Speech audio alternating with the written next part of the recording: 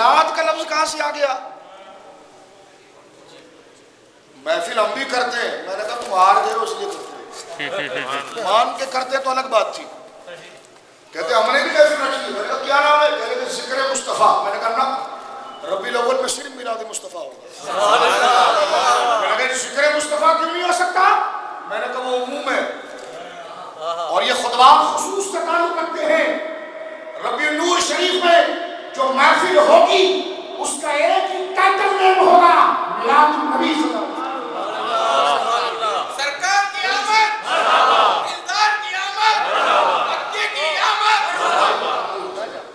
اب سنیے میری بات، جامع ترمذی اٹھائیے، جامع ترمذی میں پورا باب ہے حضور کے فضائل پر۔ میں یہ کہنا چاہتا ہوں کہ میلاد ربیع الاول شریف حضور کی پیدائش کا مہینہ ہے۔ سبحان اللہ، سبحان اللہ۔ یہ 12 ساعتیں حضور کی پیدائش سے نسبت رکھتی ہیں۔ پیدائش کے ذکر میں کسی کی پیدائش تو اس کے لیے پھٹکار کا باعث ہو سکتی ہے، لیکن سید عالم کا نام بھی اور آپ کی پیدائش عالم کے لیے فخر کا باعث ہے، اس لیے اس کو کسی اور نام سے تعبیر نہ کرو، پیدائش مصطفیٰ یعنی میلاد مصطفیٰ سے تعبیر کرو۔ جامع ترمذی نے حضور کے فضائل کا پورا باب امام بخاری کے شاگرد امام ترمذی نے باندھا ہے۔ بہت پتے کی بات بتا رہا ہوں، سنیے۔ کئی حدیثیں حضور کے ذکر میں، حضور کے فضائل میں کئی حدیثیں اور ٹائٹل نیم دے کر لیتے رہے۔ ایک جگہ پر انہوں نے ایک باب باندھا اور اس میں صرف 2 حدیثیں لی۔ کتنی لی ہے؟ وہ 2 حدیثیں سنے اور اس کا عنوان کیا دیا اگر وہ سنے۔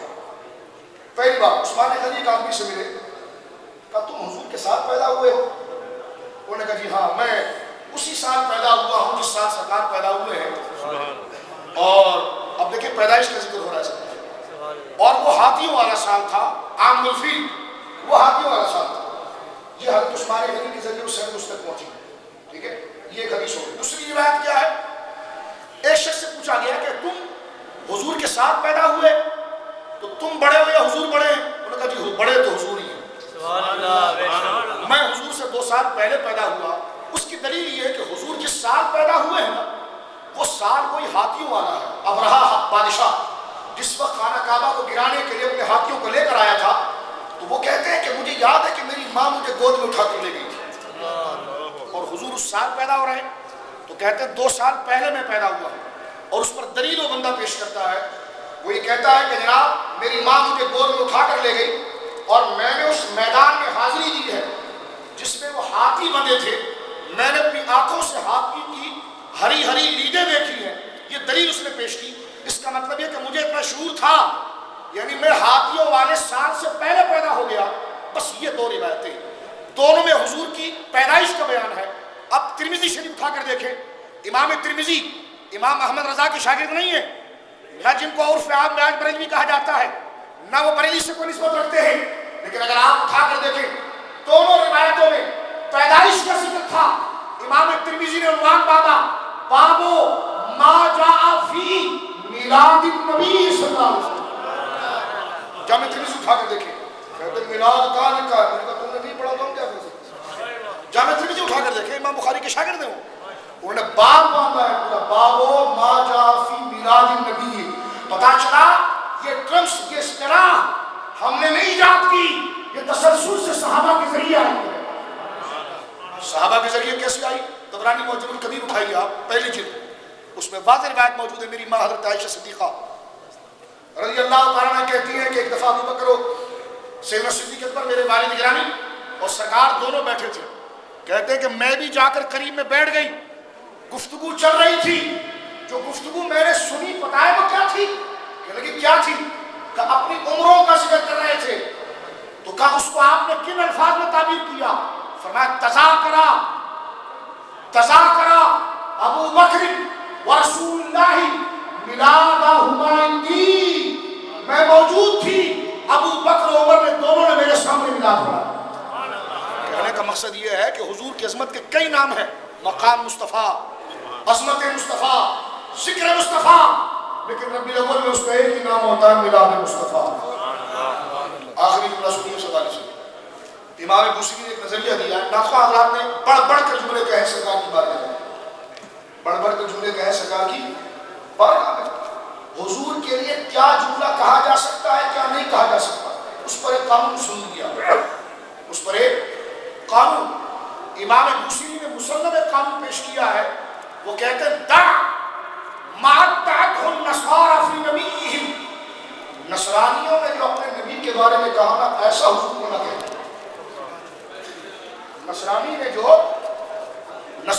نے جو اپنے نبی کے بارے میں کہا ایسا نہ کہنا، یا خدا کہنا نہ خدا کا بیٹا کہنا. تو پھر کیا کہنا؟ فرماتے فنسب الى ذاته ما شئت من شرف، جو تجھے عظمت والی بات ملے حضور کی ذات کی طرف منسوب کر دے.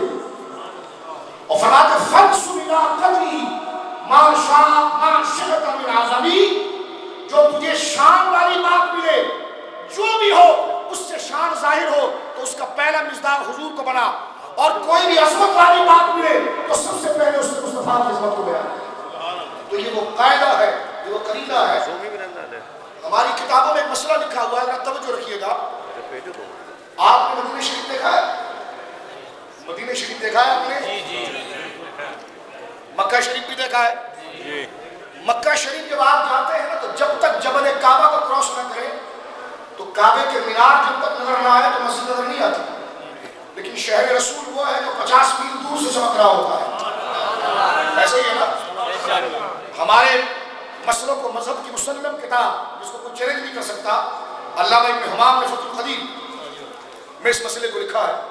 اور حضرت علامہ ملا نظام الدین علیہ رحمہ اللہ نے فتاوی الکیری کو مرتب کیا ہے. اس میں حضور کی قبر شریف کی زیارت کے بعد میں مسئلہ لکھا ہوا ہے. ایک آدمی آیا مولانا نظام الدین کے پاس، کیونکہ 500 علماء نے مل کر اس کتاب کو مرتب کیا. سنیے وہ کیسے ایک مسئلہ آ جاتا صاحب صاحب تو 500 علماء میں ڈسکس ہوتا، جس پر سارے علماء متفق ہوتے اس کو لکھ دیا جاتا. سائل سوال کرتا، ایک عالم جواب دیتا، 500 متفق ہوتے لکھ لیا جاتا. فتاوی الکیری جس کو فتاوی ہندیہ کہا جاتا ہے، اس میں حضور کی مزار شریف کے بیان میں مسئلہ لکھا ہوا ہے کہ ایک آدمی نے پوچھا حضرت ہم نے تو آج ایک عجیب و غریب بات دیکھی ہے. انہوں نے بولا جی کیا دیکھا ہے؟ کہہ رہے کہ ہم نے کچھ مدینے کے زائرین کو دیکھا ہے کہ جب وہ مکے سے مدینے آ رہے تھے اور جیسے ہی مدینے کی سرحد شروع ہو گئی تو وہ سواریوں سے اتر گئے، سواریوں سے اتر گئے اور پیدل پیدل وہ مدینے میں داخل ہوئے. پیدل پیدل وہ مدینے میں داخل ہوئے. بتائیے یہ عمل کیسا ہے؟ یہ نہیں پوچھا کہ صحابہ نے کیا تھا، کہ تابعین نے کیا تھا. حضور کی عظمت کے لیے استدلال ہی غلط ہے. یہ استدلال نہیں ہوتا حضور کے لیے کہ صحابہ نے کیا تھا. صحابہ نے انگوٹھے چھپے تھے، صحابہ نے کھڑے ہو کر صلاۃ والسلام پڑھا تھا. میں نے کہا جائیے دوبارہ اصول کسی ٹکا کر کسی صحیح استاد سے پڑھیے. آپ کو پتہ ہی نہیں ہے کہ عظمت مصطفیٰ کو ذکر کرنے کے اصول کون سے لائے جاتے ہیں. اب ذرا دیکھیے یہاں پر اس بندے نے سوال یہ کیا کہ ہم نے بعض لوگوں کو دیکھا ہے کہ وہ مسجد مدینہ منورہ شروع ہونے سے پہلے جب بستی مدینے کی نظر آتی ہے تو وہ سواریوں سے اتر جاتے ہیں. وہ اپنی سواریوں سے بولے اتر جاتے ہیں اور پیدل پیدل مدینے میں جاتے ہیں. سوال ہوا کہ حضور یہ ان کا عمل کیسا ہے، اس پر کیا دلیل ہے، جائز ہے ناجائز ہے؟ جائز ہے تو کیا دلیل ہے؟ سنیے ایک بڑا زبردست اصول میں آپ کو دے رہا ہوں، اس میں سارے مسئلے آپ خود ہی حل کر لیں گے. ان علماء نے کہا آج تو عاشقوں کی ایک ادا دیکھ رہا ہے، کل دوسری دیکھے گا تو پوچھے گا. ذرا پاؤں پیچھے کریں، میں حدیث پڑھ رہا ہوں، برائے کریں ناراض مت ہوئیے گا، حضور کا ذکر بلند ہے. سبحان اللہ سبحان اللہ. سنیں میری بات ذرا توجہ رکھیں. انہوں نے پوچھا کہ آج تو نے عاشقوں کو ایسا ادب کرتا ہوا دیکھا ہے، کل تو اس سے بڑھ کر ادب کرتا ہوا دیکھے گا تو پھر آ کر پوچھے گا. تو ہم تجھے اصول بتا دیتے ہیں کہ حضور کی طرف نسبت کی جانے والی چیزوں کے لیے اصول کیا ہے. ہم تجھ سے پوچھتے صرف یہ بتا، جن کو تو نے شہر رسول آنے سے پہلے سواری سے اترتا ہوا دیکھا، ان کی نیت کیا تھی؟ فخر کی تھی، تکبر کی تھی؟ کہنے لگے نہیں تھی، وہ تو ادب رسالت کی تھی. ادب رسالت کی تھی نا، حضور کے ادب کی تھی. کہنے لگے ہاں. تو فرمایا اصول سن، وَكُلُّ مَا كَانَ أَدْخُلَ فِي الْعَدَبِ وَالْإِجْلَالِ كَانَ حَسَنًا، کہ ہر وہ کام جو حضور کی تعظیم میں جتنا کیا جائے وہ جائز ہے، اس لیے کہ وہ حضور کے لیے کیا جا رہا ہے. انگوٹھا چومنے کی دلیل کیا ہے؟ میں نے کہا تمہارے نام پر نہیں چوم رہے کہ دلیل دیں، حضور کے نام پر چوم رہے ہیں۔ کہنے کا دلیل کیا ہے؟ میں نے کہا حضور کے لیے چوم رہے ہیں۔ کہہ رہے جی کھڑے ہو کے سلام پڑھنے کی دلیل کیا ہے؟ میں نے کہا حضور کے لیے کر رہے ہیں، حضور کے لیے کر رہے ہیں۔ تو ہر وہ کام جو کسی اور کے لیے ہو وہ دلیل کا محتاج ہوتا ہے، وہ مسئلہ اسی وقت جائز ہو جاتا ہے جب اس کی نسبت ذات مصطفیٰ کی طرف کیا۔ اسی کو امام بوصیری نے کہا ہے فَنْسُبْ إِلَىٰ ذَاتِهِ مَا شِئْتَ مِنْ شَرَفٍ فَنْسُبْ إِلَىٰ قَدْرِهِ مَا شِئْتَ مِنْ عَظَمٍ۔ یہ ہے وہ اصول جس کو امام احمد اللہ فاضل بریلوی نے اپنے انداز میں ذکر کیا کہ لیکن رضا نے ختم سخن اس پہ کر دیا خالق کا بندہ خلق کا